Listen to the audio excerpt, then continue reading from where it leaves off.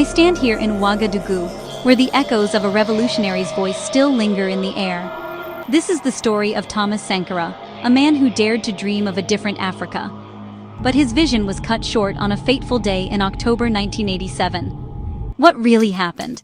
And why has the truth remained buried for so long? The answers may surprise you. Thomas Sankara burst onto Burkina Faso's political scene like a bolt of lightning. In 1983, at just 33 years old, he seized power in a popular coup. But Sankara was no ordinary military leader. He was a visionary who renamed the country from Upper Volta to Burkina Faso, meaning land of upright people. The change took effect on August 4, 1984, a date that would be etched in the nation's memory. Sankara's charisma was undeniable. He spoke with passion about African self-reliance and anti-imperialism. "We must learn to live the African way," he would say. "It's the only way to live in freedom and with dignity." His words resonated not just in Burkina Faso, but across the continent. In a 1985 speech, he boldly declared, "You cannot carry out fundamental change without a certain amount of madness." Sankara's government embarked on an ambitious program of social and economic reform. He launched mass vaccination campaigns, reaching 2.5 million children in just 2 weeks. His administration planted over 10 million trees to halt desertification, and built schools and health clinics in remote areas.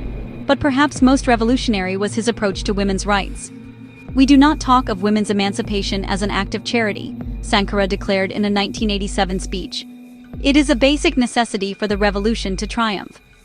The young leader lived by his principles. He rode a bicycle to work, wore locally made clothes, and capped the salaries of all public servants, including his own, at $450 per month. In a famous statement, he said, "He who doesn't eat pounded yam in Ouagadougou knows where to get it." Sankara's policies were radical for their time, and they quickly gained both fervent supporters and determined enemies. Sankara's reforms were as sweeping as they were controversial. On August 2, 1984, he nationalized all land and mineral wealth, challenging the interests of traditional chiefs and foreign corporations alike.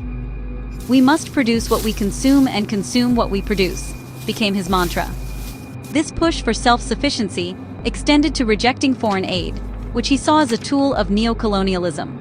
In a 1986 interview, he stated, "He who feeds you, controls you." But these policies didn't sit well with everyone. The urban elite and the traditional rural leadership felt threatened. Foreign powers, particularly France, watched with growing unease as Sankara's influence spread. French President François Mitterrand, during a visit to Burkina Faso in 1986, warned Sankara about the dangers of his revolutionary path. The stage was being set for a confrontation that would have far-reaching consequences. Sankara's defiance of the global order did not go unnoticed. He openly criticized the policies of the World Bank and the IMF, arguing that they perpetuated Africa's dependency. At the Organization of African Unity Summit in Addis Ababa in July 1987, Sankara urged African nations to unite in refusing to pay their debt to Western countries. "The debt cannot be repaid," he declared.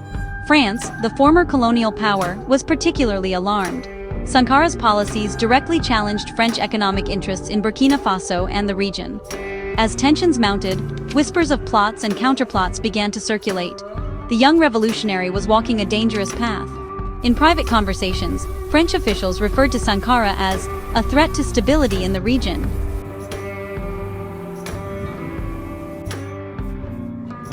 As external pressures mounted, cracks began to appear within Sankara's inner circle.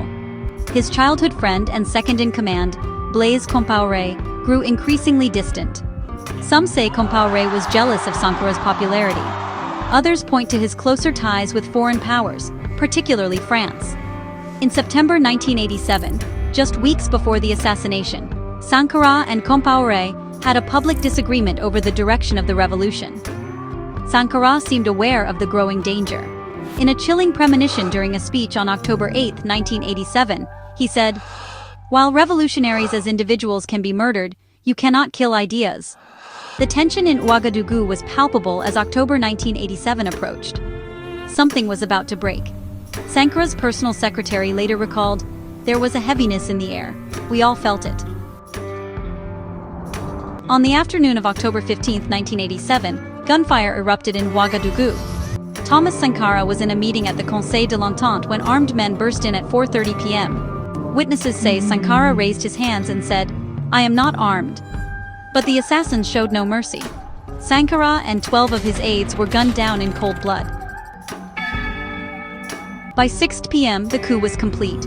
The news shocked the nation and the world. Blaise Compaoré quickly seized power, claiming Sankara had been plotting against him. But many suspected a darker truth.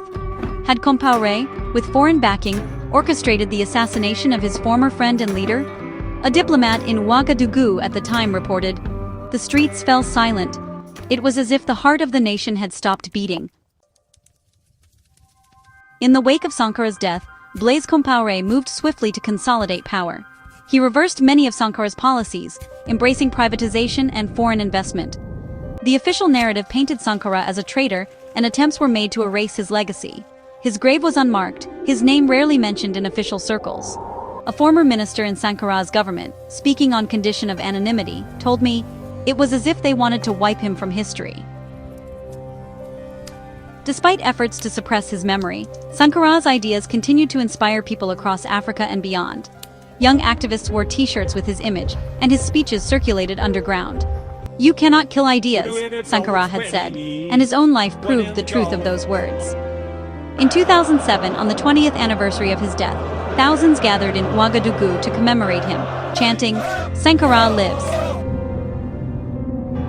In recent years, there has been a renewed push to uncover the truth about Sankara's assassination. On October 11, 2021, a long-awaited trial began in Burkina Faso, with Blaise Compaoré among those accused. As the proceedings unfold, many hope that justice will finally be served and the buried truth will come to light. Mariam Sankara, Thomas's widow, stated at the trial's opening, "The Burkinabe people have the right to truth and justice." Thomas Sankara's life was cut short, but his dream of a free and self-reliant Africa lives on. As we uncover the truth about his assassination, we also rediscover the power of his ideas. In the streets of Ouagadougou and beyond, Sankara's spirit continues to inspire those who believe in a better future for Africa. Perhaps, in the end, Sankara was right when he said, "You can kill a revolutionary, but you can't kill the revolution."